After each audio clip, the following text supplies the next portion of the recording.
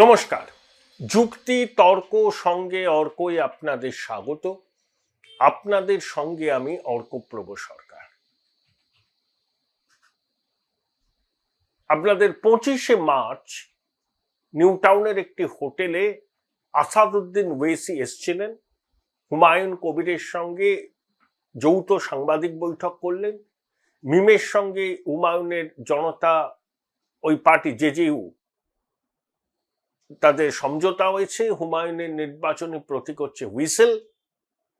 তারা নির্বাচনী ময়দানে একসঙ্গে লড়বেন। আমি আসাদুদ্দিন ওয়াইসির সাংবাদিক বৈঠকটা শুনতে গেছিলাম। আমার খুব আগ্রহ ছিল তিনি কি বলেন। অত্যন্ত সুবক্তা, হিন্দি, উর্দু, ইংরেজিতে অসম্ভব ভালো বলেন এবং গুড পার্লামেন্টেরিয়ান। আসাদুদ্দিন ওয়াইসি যে কথাগুলো বলেছেন, আমার ধারণা শাসক দলকে বিব্রত করার পক্ষে যথেষ্ট। তার আগে আপনাদের অনুরোধ জানাই, চ্যানেল সাবস্ক্রাইব করবেন এবং থ্যাঙ্কস বাটনে ক্লিক করতে ভুলবেন না। দেখুন, আসাদুদ্দিন ওয়াইসি স্পষ্ট করে দিয়েছেন যে এই রাজ্যে মুসলমানদের রক্ষাকর্তা হিসাবে মুখ্যমন্ত্রী মমতা বন্দ্যোপাধ্যায় যেভাবে নিজেকে তুলে ধরছেন, বাংলার মুসলমানরা সেটা আর স্বীকার করতে রাজি নয়। সবাই নয়, অনেকে রাজি নয়। অন্তত 100টার মধ্যে 91টা মুসলমান ভোট তৃণমূল কোনো অবস্থাতেই এবার পাবে না, কোনো অবস্থাতেই এবার পাবে না। আসাদুদ্দিন ওয়াইসির যে ব্যাখ্যা, আপনারাই বলুন, খুব ভুল কি বলেছেন? যে ঈদের নমাজে গেলেন, দোয়া করলেন, তাতে কি বাংলার মুসলমানদের পেটে ভাত জুটবে? তাদের উন্নতি কি হয়েছে? অন্য রাজ্যে গিয়ে দেখুন না। আমি দেখছিলাম উনি মোবাইল ঘাঁটতে ঘাঁটতে তথ্য দিচ্ছেন, তেলেঙ্গানায় উচ্চশিক্ষায় মুসলমানদের প্রতিনিধিত্ব বেশি, সরকারি চাকরিতে বেশি, অন্যান্য সব জায়গায় বেশি। এখানে শুধু ইমাম মুয়াজ্জিমদের ভাতা, ওই শাহজাহান, কাইজার, মুদাসসারের মতো স্ট্রং ম্যানদের খোলা ছুট দিয়ে দেওয়া, এরা মুসলিম সমাজের প্রতিনিধি নন। আর যে মুসলিম সমাজের আলোকপ্রাপ্ত অংশ কেন দিদিমণির পাশে নেই?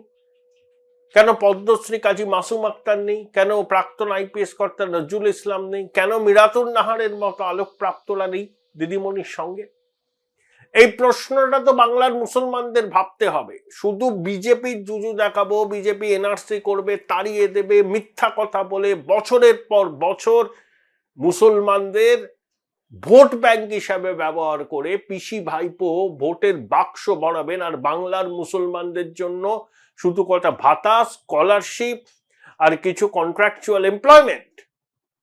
সাচার কমিটির রিপোর্ট তো এসেছিল 2008-এ, তারপরে তো 18 বছর হয়ে গেল।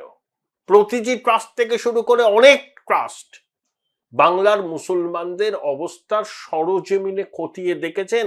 তাতে উল্লসিত হওয়ার কিছু কারণ নেই।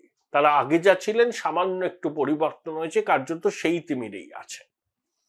কিন্তু ভোট কোরআনি দিদি ঈদের নমাজে গিয়ে রাজনীতির কথা বলবেন, ধর্মতলার মঞ্চ থেকে বলবেন ওই একটা কমিউনিটি যদি এক হয় 13টা বাজিয়ে দেবে, সামলাতে পারবেন, তো উস্কানি দেবেন। তিনি আবার স্বরাষ্ট্রমন্ত্রীও। কেউ একজোট হচ্ছে কিনা তার কাছে সবার আগে খবর থাকা উচিত। সবকিছুর একটা সীমা আছে। যেভাবে তোষণ করেছে তৃণমূল গত 10 বছর, তার একটা ব্যাকল্যাশ হচ্ছে, এবং এবারের নির্বাচন হচ্ছে সম্পূর্ণ হিন্দু পোলারাইজেশনকে ভিত্তি করে। আচ্ছা, বিজেপি তো কেন্দ্রে 12 বছর আছে, কোথায় দাঙ্গাটা হয়েছে? উত্তরপ্রদেশে আছে। কোথায় দাঙ্গা হয়েছে? 10 বছর হয়ে গেল। কোথায় দাঙ্গা হয়েছে? মধ্যপ্রদেশে আছে, রাজস্থানে আছে, হরিয়ানায় আছে, গুজরাটে তো দীর্ঘদিন ধরে আছে। সেই 2002-এর পর কোথায় দাঙ্গা হয়েছে? আগে তো তাও আপনারা শাহী ইমামের কাছে ভোট ভিক্ষা করতে যেতেন, সেই প্রবণতাটা বন্ধ হয়েছে। ফতোয়া চাইতেন, ফতোয়া। এই হচ্ছে ভারতবর্ষের তথাকথিত ধর্মনিরপেক্ষ দলগুলোর ঐতিহ্য। এরা সংখ্যালঘুর সাম্প্রদায়িকতা নিয়ে সরব হয় না। বাংলাদেশে হিন্দুদের এথনিক ক্লিনজিং যখন হয়, সংগঠিতভাবে হয়, তখন তৃণমূল সহ সমস্ত সকল সেকুলার দল মুখে কুলু পেটে থাকে। যখন চিন্ময় প্রভুকে বিনা বিচারে কারাবন্দী করে রাখা হয় বাংলাদেশে, শোনেন সেলিম সাহেবের মুখে এক একটা কথা, শোনেন দিদিমণি খোকাবাবুর মুখে কোনো কথা। যখন দীপু দাসকে হত্যা করা হয় চাঁদ সদাগরের মনসা পুজো করার মতো, প্রতিবাদ করেই তারা তাদের দায় সারেন। এটাই তাদের সেকুলারত্বের প্রমাণ। ঠিক ওই জায়গাটা দিয়ে ধাক্কা দিয়েছেন আসাদউদ্দিন ওয়াইসি। দিদিমণি, আপনি বাংলার ঠিকাদার নন, বাংলার অভিভাবিকাও নন। আপনি তৃণমূলের অভিভাবিকা হতে পারেন, সরকারের প্রধান হতে পারেন, দ্যাটস অল। বাংলার মানুষ তাদের ভালো মন্দ বোঝে। আর দয়া করে ভুল বোঝাবেন না সংখ্যালঘু ভাইদের, তাদেরকে মেন স্ট্রিমে আসতে দিন। বিজেপির জুজু দেখিয়ে তাদের ভোট নেবে না। এই যে হুমায়ুন কবির যখন বলেন মুর্শিদাবাদে আমরা 70 ওরা 30, মানে হিন্দুরা ভাগীরথীর জলে ভাসিয়ে দিতে পারি, নিন্দা করেছিলেন হুমায়ুনের বক্তব্যে। পরে হুমায়ুন তো জানিয়েছেন তিনি বাধ্য হয়েছিলেন, তাকে বলতে বলা হয়েছিল, তিনি না বললে অজিত চৌধুরী, মোহাম্মদ সেলিম জিতে যেতেন। এই হচ্ছে রাজনীতি, দিদিমণিদের রাজনীতি। তিনি এখন আবার কেঁদে বেড়াচ্ছেন, আবার সবকিছু কেড়ে নিয়েছে নির্বাচন কমিশন। দেখুন, রাজমহল পাহাড়ের ওপারে যে ভারতবর্ষ না, এই তো ভোট হলো বিহারে, আরারিয়া, কিষানগঞ্জ, পূর্ণিয়া, সৌপল। মহাগঠবন্ধন কিচ্ছু করতে পারেনি, একটি আসন পেয়েছিল, এনডিএ 14টি, মিম 6টি। আর মহাগঠবন্ধন মিমকে বলেছিল বিজেপির বি টিম। তাহলে বিজেপির বি টিমকে বিহারের মুসলমানরা ভোট দিয়েছে। বিজেপির বি টিম মিম এটা কাজে লাগেনি। তাহলে পূর্ণিয়া, কাটিহার, আরারিয়া, কিষানগঞ্জ যে ঘটনা ঘটেছে তার অভিজ্ঞতা মালদা, মুর্শিদাবাদ, উত্তর দিনাজপুরে পড়বে না, তার কি কোনো গ্যারান্টি আছে? ইতিমধ্যে মালদাতে পঞ্চায়েতে লড়ে মিল 60,000 ভোট পেয়েছিল। হুমায়ুনের দলের সঙ্গে আন্ডারস্ট্যান্ডিং, এই সব কিছু মিলিয়ে বাংলার মুসলমানরা কিন্তু এবার ওই 100টার মধ্যে 91টা ভোট দেবে না তৃণমূলকে।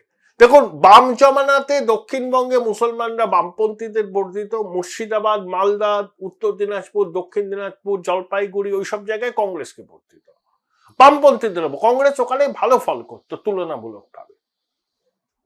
21-এর ঘটনাটা ঘটলো কেন? শীতলকুচিতে সিআরপিএফ এর জওয়ানদের গুলিতে 4 জন সংখ্যালঘু যুবক খুন হলো, এই মারা গেলেন। মার্জনা করবেন, খুন হলেন বলবো না, মারা গেলেন বা নিহত হলেন। তারপর বিজেপির কিছু নেতা এমন আস্ফালন করতে শুরু করলেন, কেন ওদের বুক লক্ষ্য করে চালানো না? এটা সংখ্যালঘু মরণে গভীর ক্ষত তৈরি করেছিল, আমাকেও বিচলিত করেছিল, আমার মতো অনেককে বিচলিত করেছিল। একই ভাষা, এটা কি রাজনীতির ভাষা? বিজেপির নেতারা বলছেন কেন বুক লক্ষ্য করে গুলি চালালো না? মুসলমানরা ভয় পেয়ে একজোট হয়ে তৃণমূলের পাশে এসে দাঁড়িয়েছে। তার সুফল তৃণমূল ভোটের বাক্সে তুলেছিল, কিন্তু বারবার সেটা হবে না, কোনো মতেই সেটা হবে না। এটা বুঝতে হবে, তৃণমূল মুসলমানদের রক্ষাকর্তা নয়, তাদেরকে ইউজ করছে নিজের ভোট ব্যাংক ভরাতে এবং পিসিমণি এবং খোকাবাবু ক্ষমতার মধুভাণ্ড আস্বাদন করবার জন্য। ব্যাস, বাংলার মুসলমানরা বুঝে গেছেন। এই যে ওয়াকফ সংশোধনী বিল এত তর্জন গর্জন করলেন, পিবি সেলিমকে দিয়ে নোটিশ পাঠালেন পোর্টালে আপলোড করতে হবে। বাংলার মুসলমানরা ভোলেনি, দ্বিচারিতা করেছিলেন, মুখে এক কাজে এক। দিদিমণি যা বলেন তা করেন না, যা করেন তা বলেন না, এটা বাংলার মুসলমানরা বুঝে গেছে। তাদের একটা সাইজেবল সেকশন এবার তৃণমূলের থেকে মুখ ঘুরিয়ে নেবে। দক্ষিণবঙ্গে আইএসএফ বেশ কয়েকটা আসনে ভালো লড়াই করবে, মুর্শিদাবাদ, মালদা, দিনাজপুরে কংগ্রেস, বাম এবং হুমায়ুন মিমের জোট তৃণমূলকে প্রবল চাপের মধ্যে ফেলবে। তাই একটা সংখ্যালঘু সমর্থন কিছুতেই দিদিমণি এবার পাবেন না, অন্তত মুর্শিদাবাদ থেকে কুচবিহার পর্যন্ত এবং উত্তর এবং দক্ষিণ 24 পরগনার বেশ কিছু অঞ্চলে। এই ফাটল যদি আরো বাড়ে আগামী দিনে, দিদিমণির নির্বাচনী ভাগ্য নিয়ে প্রশ্ন ওঠা শুরু হয়ে যাবে সব মহলে।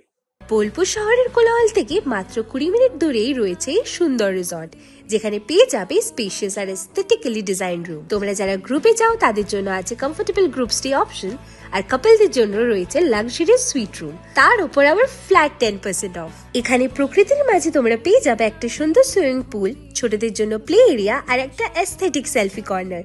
প্রপার্টিটা পুরোটাই পেট ফ্রেন্ডলি, আর এখানে আছে অনেক কিউট ছোট ছোট র্যাবিটস। সকালের ব্রেকফাস্ট থেকে ডিনার পর্যন্ত পেয়ে যাবে একদম হোমলি কমফর্ট ফুড, যা এক কথায় অসাধারণ।